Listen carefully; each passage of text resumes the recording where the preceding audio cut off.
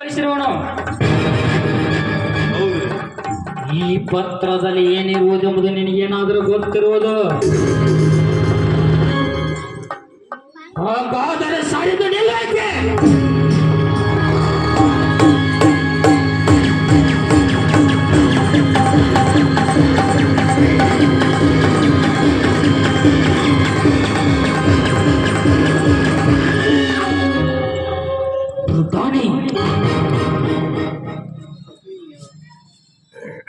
ಈ ಅಮೂಲ್ಯವಾದ ಪತ್ರವನ್ನು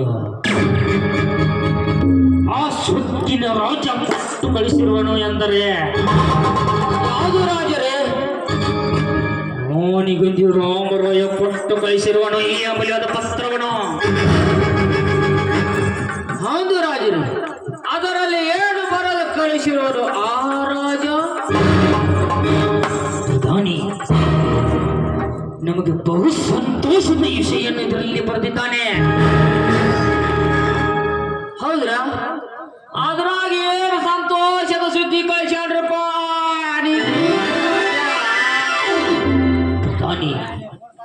ನಾನು ಹಂಬಲಿಸುತ್ತಿರುವ ಪೈಕೆಯು ನನ್ನನ್ನು ಹಿಂಬಲಿಸುತ್ತಿರುವನು.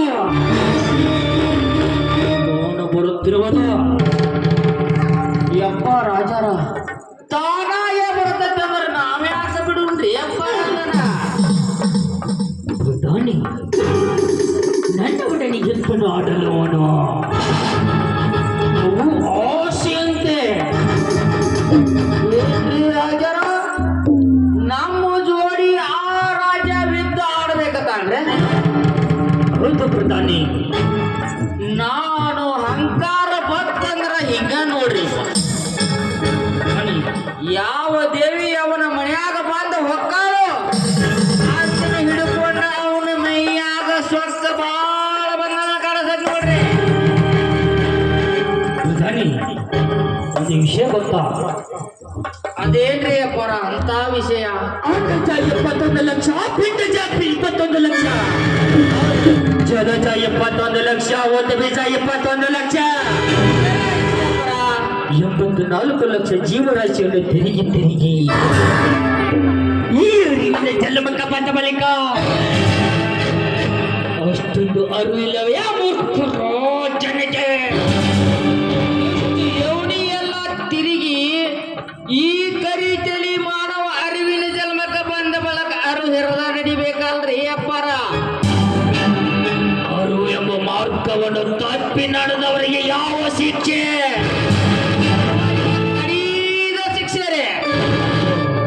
ಪ್ರಧಾನಿ ಬೆಂಕಿ ಒಡನೆ ಸರಸವನ್ನು ಆಡಿದರೆ ಅದು ಸುಟ್ಟು ಹೋಗುವುದು. ಅದು ಬೆಂಕಿ ಬೆಂಕಿ ಜೋಡಿ ನಾವು ಸರಸಾಡಕ್ಕೆ ಹೋದರೆ ಸುಟ್ಟುಕೋಲ್ಲ, ಮತ್ತೆ ತಂಪಕತ್ತಿದ್ರೇನು? ಹಾಗೆ ಹಾಗೆ ನಾವು ಈಗೊಂದು ತರೋ ಬೆಂಕಿ ಸುಲ್ತಾನ್ಪುರ ರಾಜರಂದ್ರ ಅವರ ಹಂಗರಿ ತಿಳ್ಕೊಂಡ ನೋಡ್ರಿ. ಮಾತ ಇವನಿಗೆ ಎಲ್ಲ ವಿಷಯವನ್ನು ಹೇಳುವುದು ಬೇಡ, ನಿಜರಪ್ಪ. ಇವನಿಗೆ ಕೊಟ್ಟು ಕಳಿಸಿ ಬಿಡೋಣ. ಅವನಿಗೆ ಅಲ್ಲೇ ರಣರಂಗ ಬಾ ಅಂತ ಹೇಳ್ಬೇಡ್ರಿ. ಈ ಪ್ರಧಾನಿ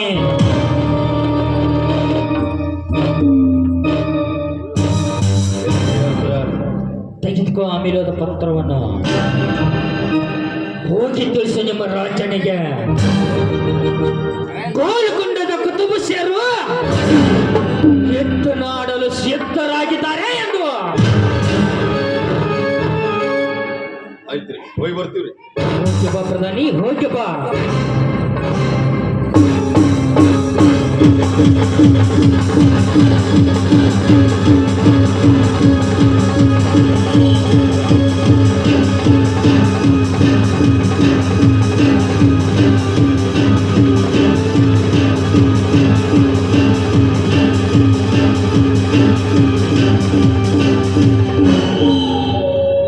ಹೋಗು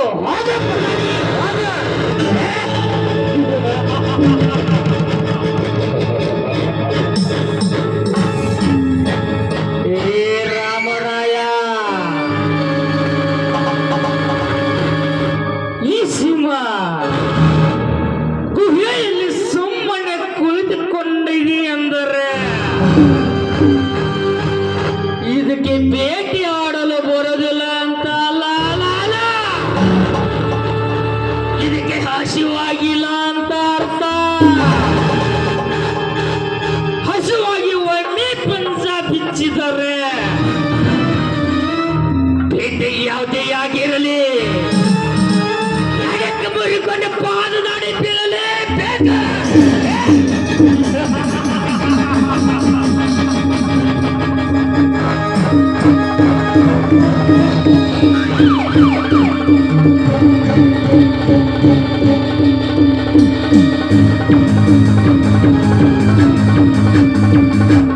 ಪ್ರಧಾನಿ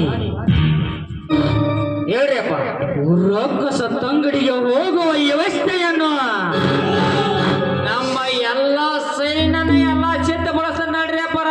ನಡಿ ಪ್ರಧಾನಿ ಹೋಗೋಣ. ಆಗಲ್ಲಪ್ಪ, ನೀವು ಮುಂದರ ಹಿಂದಿಂದ ನಡಿ ಪ್ರಧಾನಿ ಹೋಗೋಣ. ನಡೀರಿ.